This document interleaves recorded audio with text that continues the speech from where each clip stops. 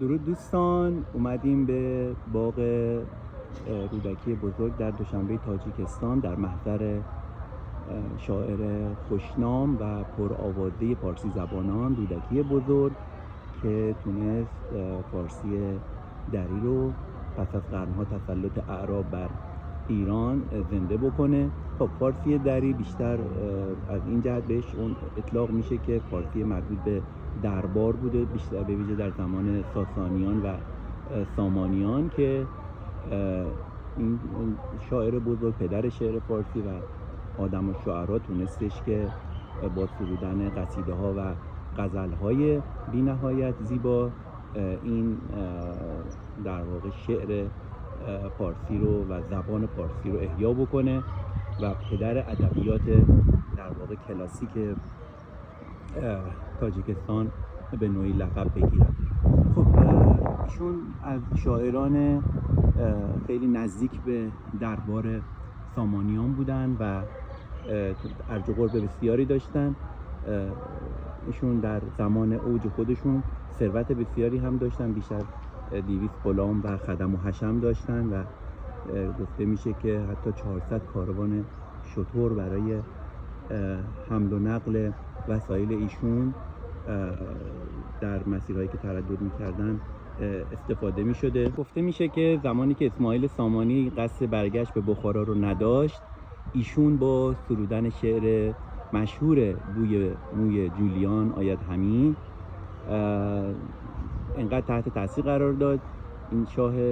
بزرگ رو که بدون حتی پوشیدن چکمه سریع سوار اسب شد و به بخارا برگشت. ایشون گفته میشه که اشعارش رو با موسیقی در واقع اجرا میکردن، از سازهای بربط یا همون عود و چنگ استفاده میکردن و سروده های زیباشون رو به اجرا در می آوردن که شور و نشاط خاصی رو به وجود می آورد. شاعر بزرگ تونستش که کلیله و دمنه که از آثار عربی بودش رو به نظم پارسی ترجمه بکنه و به اون سبک و سیاق این کتاب رو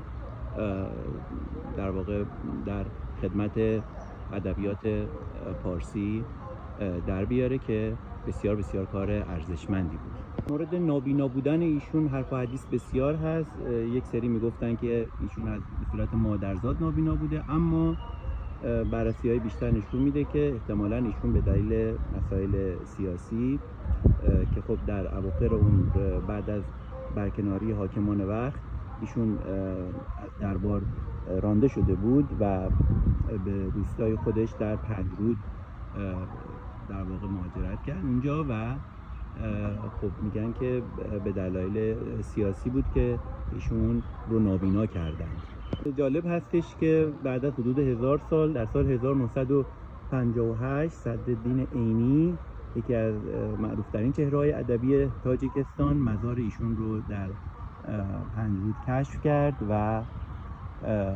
تندیس ایشون بر اساس مشاهدات علمی و تحقیقاتی که یک محقق روس انجام داد، تونستن با بررسی جمجمه و کالبد شکافی ایشون تونستن که این چهره رو به نوعی ترسیم بکنن که این تندیس رو شما میبینید به این صورت ساخته شده و مزار اصلی ایشون هم که در همون زادگاه خودشون هست که ما هنوز نتونستیم به اونجا بریم، انشالله حتما خواهیم رفت. صفحه شعر ایشون هم در واقع خیلی پیچیده نبود، بیشتر سبکشون سبک خراسانی بود و سادگی و روانی خاصی در اشعارشون مشاهده میشد. بیشتر به گذرا بودن دنیا و ارزش نداشتن دنیا و غنیمت شمردن لحظه ها و پندگیری از اتفاقات روزگار جزو مفاهیم اصلی اشعار ایشون تلقی میشه. در اواخر عمر متاسفانه ایشون به پیری و بیماری که خب دچار شده بود در فقر هم به سر می بردن و شعرهای زیادی رو هم در مورد گذشته و جوانی و ثروت و شهرت خودشون رو هم سرودن و همیشه از این در واقع به با ناراحتی یاد میکردن که گذشتهشون با شکوه بوده، ولی در اواخر اون متاسفانه انگار دوران خوبی رو سپری نکردن و با ایشون خوب رفتار نشد. به طور کلی میشه گفت که رودکی بزرگ جزو مفاخر بزرگ و اصلی تمام فارسی زبانان در سراسر دنیا هست. ایشون در واقع تونست با آثار خودش پلی رو میان کشورهای فارسی زبان ایران، تاجیکستان و افغانستان ایجاد بکنه که بتونن پیوندهای محکمی رو از نظر ادبی با هم برقرار بکنن و این کارشون بسیار با ارزش بود. هم در کشور تاجیکستان معابر و خیابان‌های زیادی رو به نام ایشون نامگذاری شده. خب معروف ترینش همون خیابان رودکی که جزو خیابان اصلی دوشنبه حساب میشه و واقعا لیاقت ایشون هستش که هر چقدر بیشتر بهشون بها داده بشه و ما بتونیم خیلی خیلی زیاد از ایشون صحبت بکنیم و در واقع ایشون رو به دنیا بشناسیم. خواستم از همینجا استفاده بکنم از این گزارش و از این موقعیتی که هستم و بپرسم از دوستان تاجیک زبان که آیا محافلی برای بزرگداشت ادبا و شعرا و مفاخر تاجیکستان اگر در شهر دوشنبه یا حالا شهرهای اطراف برگزار میشه، لطفاً حتما من رو در جریان بذارید، در کامنتاتون به من بگید که همچین محافلی برگزار میشه که ما ان شاءالله شرکت بکنیم و یاد بگیریم و از تجربیات شما عزیزان استفاده بکنیم در مورد این شاعر بزرگ و سایر ادبا و مشاهیر بتونیم بیاموزیم. اگر هست که بسیار عالی میشه، اگر نه من پیشنهاد میدم که حالا اگر دوستانی شرایطش رو دارن میتونن جلساتی رو برگزار بکنن، ما هم به ما اطلاع بدید و ما بتونیم که یک گرد همایی داشته باشیم و به صورت حضوری در مورد مفاخر فارسی زبانان صحبت بکنیم، همه شعرا، همه ادبا، و چه خوبه که حتی بتونیم از رودکی هم شروع بکنیم. دوستان عزیز، اگر اشکالی در گزارش من بود ببخشید، اگر اطلاعاتم ناقص بود در همین حد بود، ممکنه اگر اصلاحیه‌ای دارید حتما بگید و من خیلی خوشحال شدم که تونستم چند دقیقه در محضر رودکی باشم و با شناختی که از فرهنگ و هنر و در واقع شعردوستی مردم تاجیکستان سراغ دارم، مطمئن هستم که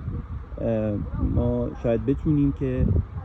بیشتر در مورد بزرگان سرزمین فارسی زبان صحبت بکنیم و از همدیگه بیاموزیم. حتما با هم در ارتباط هستیم. خیلی خوشحال شدم که با من همراه بودید. فعلا خدا نگهدار.